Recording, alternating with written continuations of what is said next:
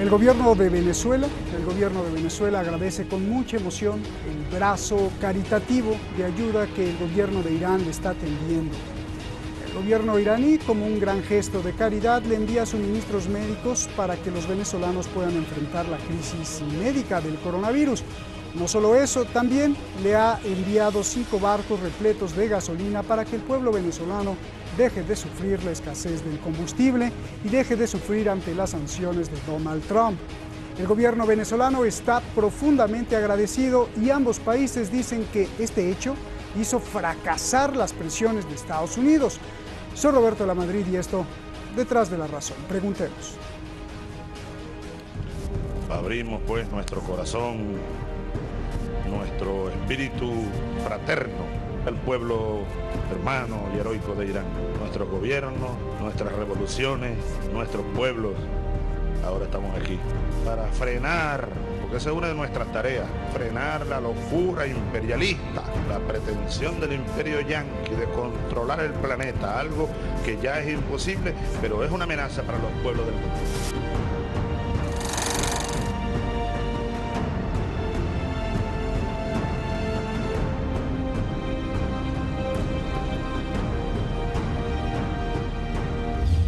Venezuela, como el resto del mundo, lucha contra la pandemia de coronavirus. Pero al igual que Irán, la lucha se ve afectada por las sanciones, presiones e injerencias.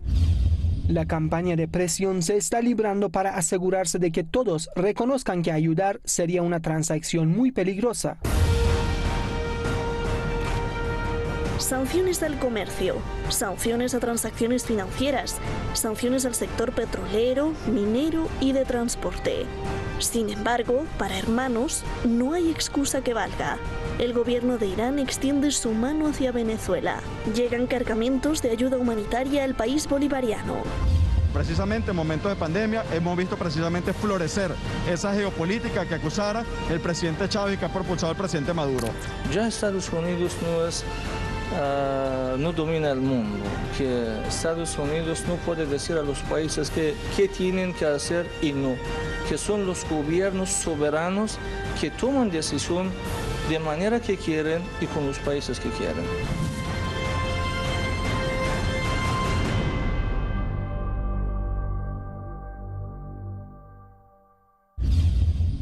La alianza estratégica de Irán y Venezuela llegó a su máximo nivel en las últimas semanas, cuando Teherán desafió a Estados Unidos y envió 5 buques cargados de gasolina para paliar la crisis de combustible en Venezuela.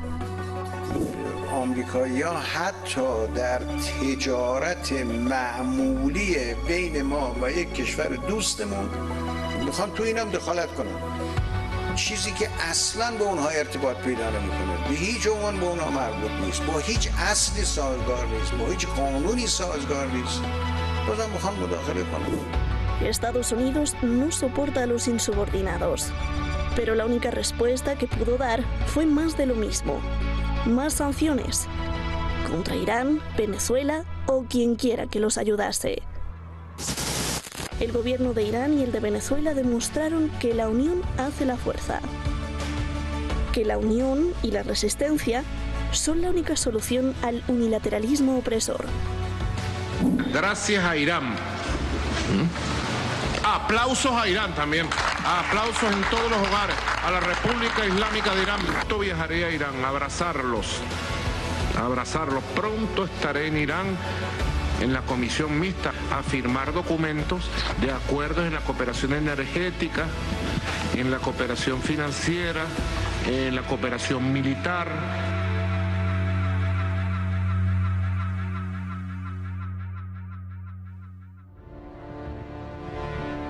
Muchísimas gracias al equipo de Detrás de la Razón, muchísimas gracias a usted, siempre pues tratando de llevarle todos los ángulos posibles para que usted pues forme su propia opinión, que ese es el quid del programa, ese es el propósito. Muchas gracias por defendernos en las redes sociales y ahí cada vez más veo canales de Detrás de la Razón por todos lados. Muchísimas gracias por subir también el programa en caso de que nos censuren.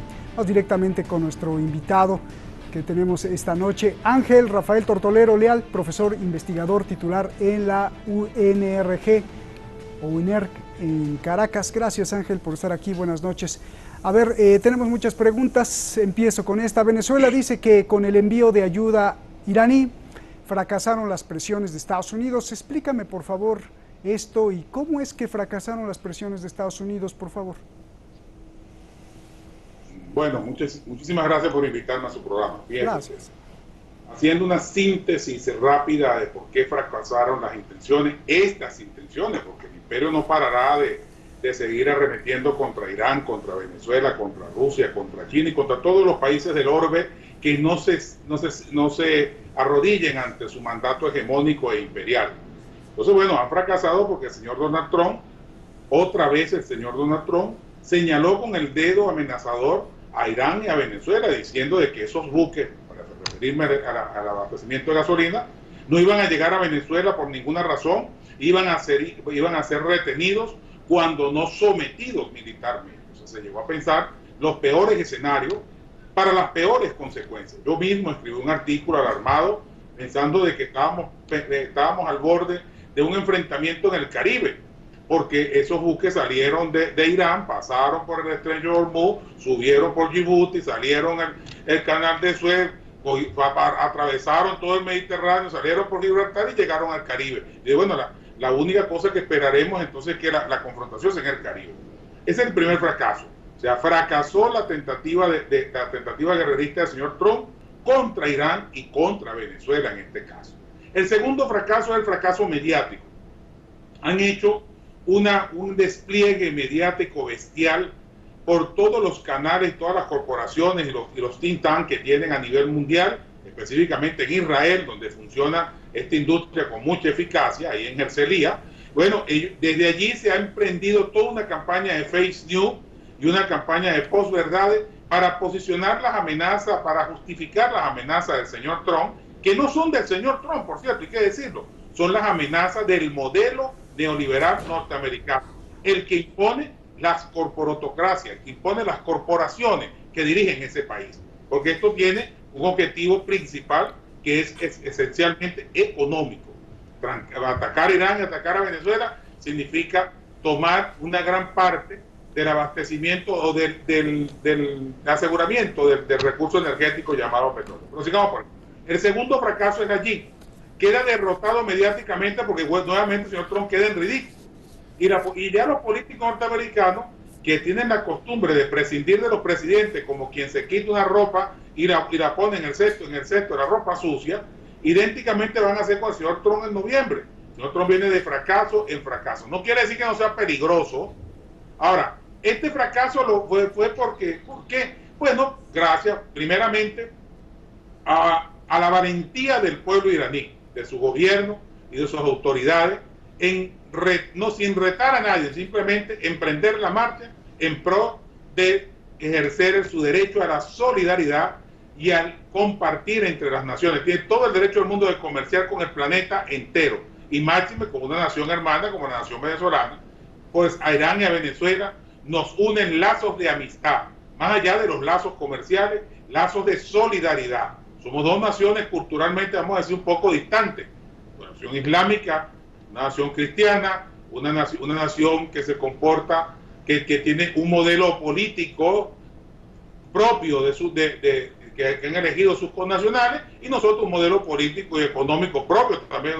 Ahora, con el respeto a la autodeterminación de cada pueblo, nos hemos hermanado en pro de complementarnos en este auxilio, en esta ayuda. Por supuesto que le agradecemos a Irán, y le agradecemos muchísimo al pueblo iraní, y estamos en una deuda de honor con Irán, porque también Irán cuenta con Venezuela a la hora que así lo requiera. Estamos obligados a salir.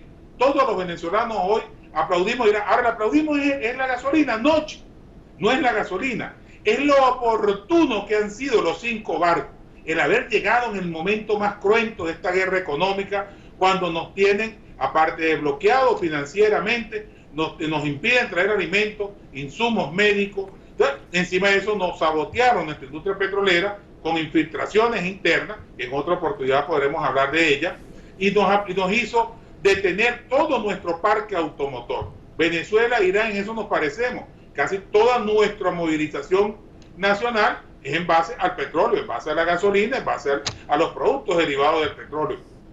Entonces, no es la cantidad de combustible, no es el precio siquiera que tenga el combustible, sino lo oportuno que fue llegar estos 5 buques que trajeron combustible, trajeron insumos y trajeron partes y piezas para reactivar nuestras refinerías, que ya están, por cierto, muchas de ellas, unas de ellas arrancando con, bueno, lento, como es todo proceso de arranque corporativo. Oye, por otra parte, sí, para poner la joya a la corona, ahora nos aterriza en un avión con insumos médicos. Dígame. Sí, acaba esa idea porque quiero preguntarte más cosas, por favor. Diga, por favor. Bien. El ministro de Planificación de Venezuela, Ricardo Menéndez, dijo que este acto de solidaridad que tú describes forma parte del nivel estratégico consolidado entre ambas naciones en función de una nueva geopolítica. Yo te pregunto, es decir, a partir de ahora se levanta el cerco de Estados Unidos y se crea un nuevo orden comercial mundial precisamente al ver que fracasó Estados Unidos tal como dice Venezuela. ¿Y cómo sería esto? Bueno, que los Estados Unidos levanten su cerco comercial o no lo levanten, creo que ese no es el problema que nosotros nos debemos preocupar, siempre y cuando las naciones estemos claros que el intercambio entre nosotros debe ser libre a cuesta de lo que cueste y en las condiciones que nos las oponga el enemigo. Estados Unidos de Norteamérica es hoy por hoy enemigo de la humanidad. Es un enemigo público número 1 de toda la humanidad, sobre todo en esta última etapa del señor Trump. Nosotros sí, bueno, estamos en el marco ejerciendo, desarrollando una geopolítica de tiempos del compañero presidente fallecido, comandante Hugo Rafael Chávez Frías, quien nos trajo a Venezuela la multipolaridad, la interculturalidad y el derecho a la autodeterminación de los pueblos. La multipolaridad en que nosotros no creemos que hayan polos hegemónicos, sino simplemente países desarrollados, países de alto nivel tecnológico que pueden convivir tranquilamente con los países mal llamados en vía de desarrollo o los países que tenemos potencialidades energéticas. En ese desarrollo nuestra diplomacia se ha desarrollado, le hemos bautizado con el nombre de diplomacia de los pueblos. Pasamos de la diplomacia comercial mera, hecha y simple, a la diplomacia de los pueblos. Cosa que... ¿Hola? Sí, adelante, te escucho. Disculpa. Cosa que no es de extrañarle a nadie, porque tenemos desde el año 99, perdón, con la promulgación de la Constitución del 99, desarrollando todo un aparataje diplomático que nos permite reunirnos con naciones de toda índole.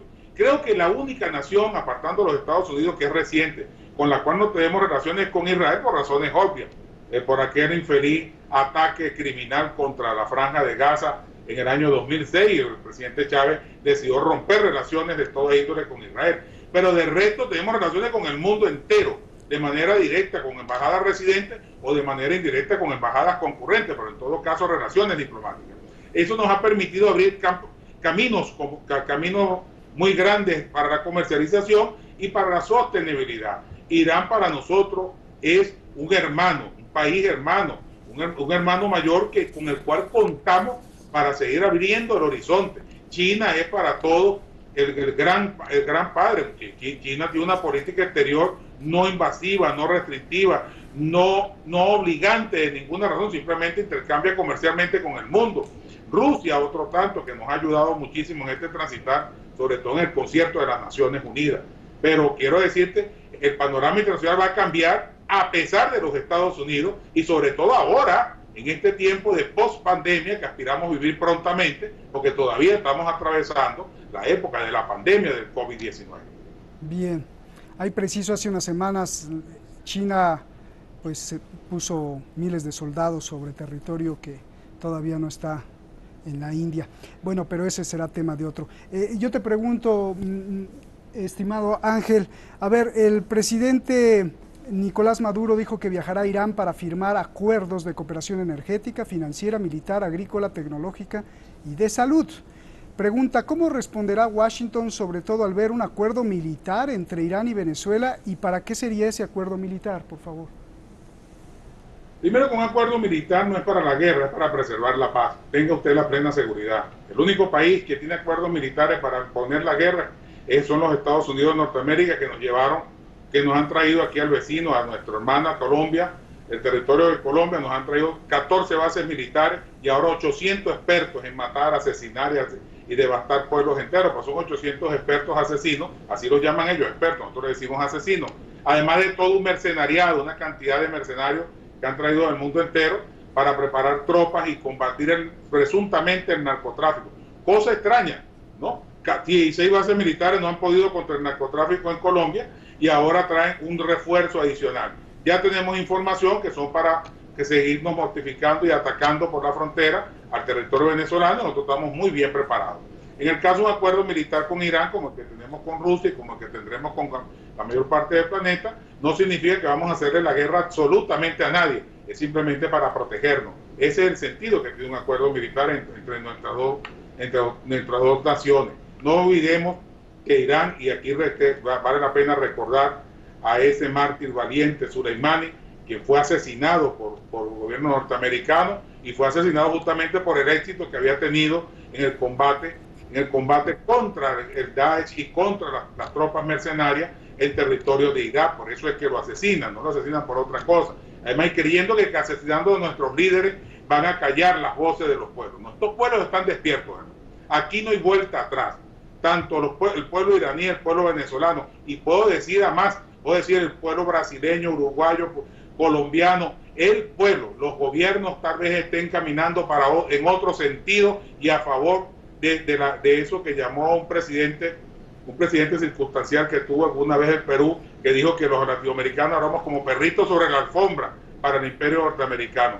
Bueno, eso que se sienten perritos en la alfombra, los que se arrodillan y se arrastran al imperio, están en contra de sus pueblos, pero sus pueblos pasarán pronto la factura. Ya tú verás, el acuerdo con Irán es un acuerdo por la paz, un acuerdo por el engrandecimiento y por el fortalecimiento. Es necesario hermanarnos aún más. Ahora es que falta. Por eso el presidente Nicolás Maduro, un hombre sensato, con una gran responsabilidad sobre sus hombros, pero con una gran objetividad, nosotros llamamos el conductor de victoria, no solo porque viene del sector transporte, sino porque es un hombre con una visión muy clara, que aprendió muy bien del comandante Chávez el ejercicio de esta diplomacia por la libertad. Bien, tanto el presidente de Irán como el de Venezuela dijeron que Estados Unidos no tiene derecho a entrometerse en el acuerdo comercial entre ambos países. Yo te pregunto, ¿enfurece a Donald Trump la relación que vemos ya ahora entre Irán y Venezuela? ¿Y en qué consiste ese acuerdo comercial cuando el 60-70% del comercio en el mundo se realiza en dólares? Por favor. Mira, lo primero que hay que decir, no conozco en detalle el acuerdo comercial, pero te puedo decir que se han adelantado algunas cosas. Primero, comerciar en una cesta de monedas. Es una promesa vieja del presidente Chávez, quien ofreció, había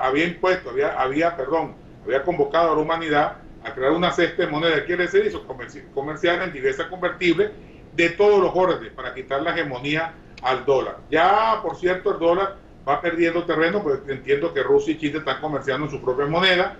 No es extraño de que con Irán pase lo mismo, otro tanto, y se comercie o con commodities. Nosotros somos países que tenemos alto valor agregado y energético.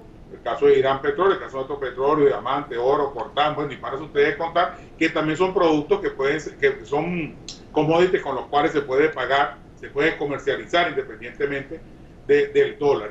Y eso mortifica mucho a la Casa Blanca, porque recuerda que el dólar no vale ni el papel donde está impreso. Usted va a un banco y dice, aquí está un billete de $100, quiero que me lo cambie por lo que representa, y lo más que harán es decirle, muchas gracias señor por tener confianza, porque eso no representa absolutamente nada. Desde 1960 el dólar ha sido impuesto a sangre y fuego, a través de la guerra, a través de las imposiciones, y ha sido impuesto como divisa de mercado. Ya el mundo está despertando, y prontamente, más temprano que tarde, romperá la hegemonía del dólar y comenzaremos a ver un mundo un poco más dinámico.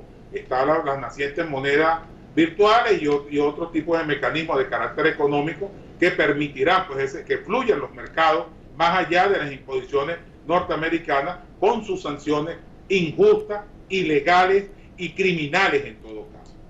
Bien, ¿de dónde viene la ayuda humanitaria de China, de Rusia, de Irán, de Cuba, los verdaderos amigos de Venezuela? Entre comillas, cito a Nicolás Maduro en un discurso a la nación creo que ayer, ¿no? ¿Cuál es tu análisis de esto? Y además te pregunto, ¿con esto se demuestra que la política puede ser amistad pura, que los políticos practican de verdad la amistad, la fraternidad y la honestidad? Los clásicos vamos a decir, los clásicos capitalistas de la diplomacia mundial dicen que la diplomacia es el arte de la administración de los intereses. Nosotros profundizamos ese mal concepto y llegamos a entender que la diplomacia es el arte de la convivencia en el planeta. Y esta convivencia tiene muchas cosas, muchos elementos.